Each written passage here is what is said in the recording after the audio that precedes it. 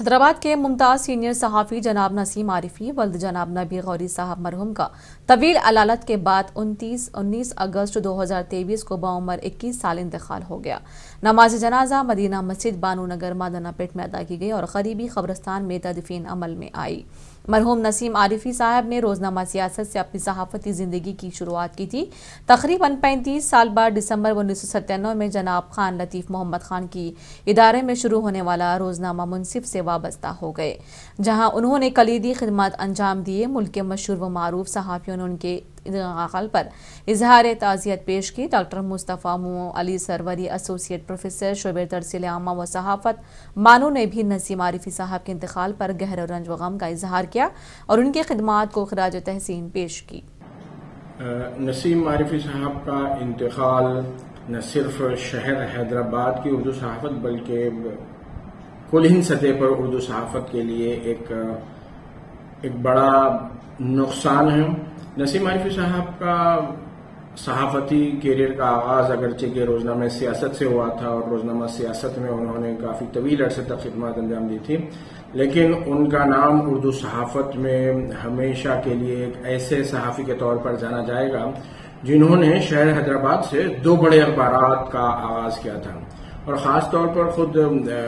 T news کے خواجہ قیوم انور صاحب اس بات سے بخوبی واقف ہیں کہ کس طریقے سے نسیم عارفی صاحب نے روزنامہ منصف کی دوبارہ خان لطیف خان صاحب کی ادارت میں اشاعت کے لیے ان کے ساتھ کام کیا تھا، اور کس طریقے سے اردو میں پہلی مرتبہ اتنے بڑے پیمانے پر تجربہ کیا گیا تھا ایک اخبار کو بالکل یا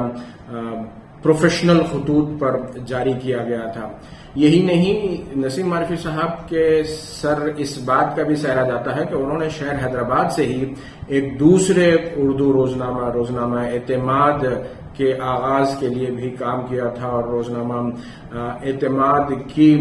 صحافتی دنیا میں اپنی ایک الگ ہی پہچان بنائی تھی۔ نسیم عارفی صاحب نے اردو صحافت کو ملٹی کلر روزانہ کی بنیادوں پر جو ملٹی کلر صفحات نکلتے ہیں، اس کے علاوہ انہوں نے روزانہ کی بنیادوں پر ہر روز ایک سپلیمنٹ کا کامیاب تجربہ کیا تھا، کامیاب آغاز کیا تھا، اور پھر اسی کی تخلیق کرتے ہوئے ملک کی سطح پر اور بھی اخبارات نے، خود شہر حیدرآباد کے دیگر اخبارات نے بھی اس طرح سے روزانہ کی بنیادوں پر اپنے قارئین کے لیے کچھ نہ کچھ ایک نیا مواد، ایک نئے سپلیمنٹ کے حوالے سے پیش کرنا شروع کیا تھا۔ نسیم عارفی صاحب کو خاص طور پر اس بات کا بھی اعزاز حاصل رہے گا جب کبھی اردو صحافت کی تاریخ مرتب کی جائے گی کہ انہوں نے نوجوان لکھنے والوں کی بھی کافی ہمت افزائی کی۔ روایتی طور پر اردو کا جو صحافی ہوتا ہے، خاص طور پر سینئر صحافی، اس کے تعلق سے طرح طرح کی باتیں مشہور ہوتی ہیں، وہ اپنی ہی روایات کا اسیر ہو کے رہتا ہے، لیکن اس کے برخلاف نسیم عارفی صاحب کو خود مولانا آزاد نیشنل اردو یونیورسٹی میں بھی بلایا جاتا تھا بحیثیت ماہر۔ ای ٹی وی اردو کے لیے بھی انہوں نے کام کیا تھا۔ بہرحال یقیناً جب کبھی اردو صحافت کی تاریخ لکھی جائے گی تو نسیم عارفی صاحب کا نام سنہری لفظوں میں لکھا جائے گا کہ شہر حیدرآباد میں اردو صحافت عابد علی خان صاحب مرحوم، محبوب حسن جگر صاحب مرحوم نے جس طریقے سے جو سیاست کے بینر تلے تجربہ کیا تھا، نسیم عارفی صاحب نے شہر حیدرآباد کی صحافت کو، ان کی جو بزرگ صحافی ہیں ان کی روایت کو آگے بڑھاتے ہوئے جدید زمانے کے تقاضوں سے ہم آہنگ کرنے کی کوشش کی تھی۔ نسیم عارفی صاحب کے انتقال پر ہم ان کے اہل خانہ سے اور بحیثیت مجموعی ان سے جڑے ہوئے ہر فرد سے اظہار تعزیت کرتے ہیں، اور امید کرتے ہیں کہ ان کے جو تربیت یافتہ صحافی ہیں وہ ان کے چھوڑے ہوئے ورثے کو لے کر آگے بڑھیں گے۔ میں نے جس وقت صحافت کی دنیا میں قدم رکھا تب سے میں نسیم عارفی صاحب کا نام سنتا آیا تھا۔ کئی سال گزرنے کے بعد جب مجھے اعتماد جوائن کرنے کا موقع ملا، اس وقت میں نے نسیم عارفی صاحب کو دیکھا۔ اس کے کئی سال بعد میری ان سے ملاقات ہوئی، پھر اس کے بعد کئی موضوعات پر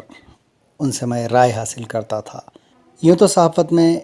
کئی شخصیتوں سے میری ملاقات ہوئی، لیکن نسیم عارفی صاحب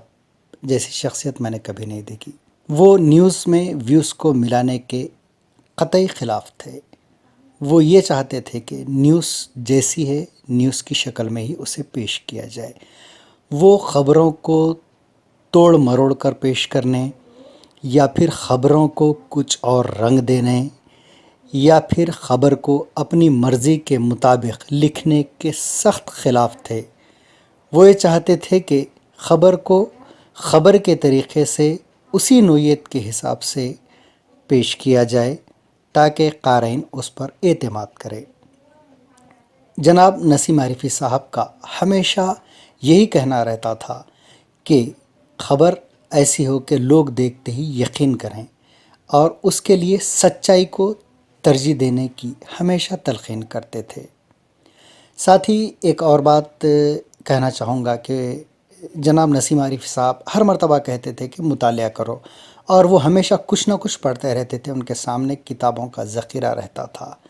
جب شاید ہمیں وہ بات سمجھ نہیں آتی تھی ابتدائی دور میں، لیکن جب آہستہ آہستہ ہم اخبار میں لکھنا شروع کر رہے تھے تو اس وقت ہمیں یاد آ رہا تھا کہ نسیم عارفی صاحب جو کہتے تھے بات سچ تھی، ہم پڑھیں گے نہیں تو لکھیں گے کیسے۔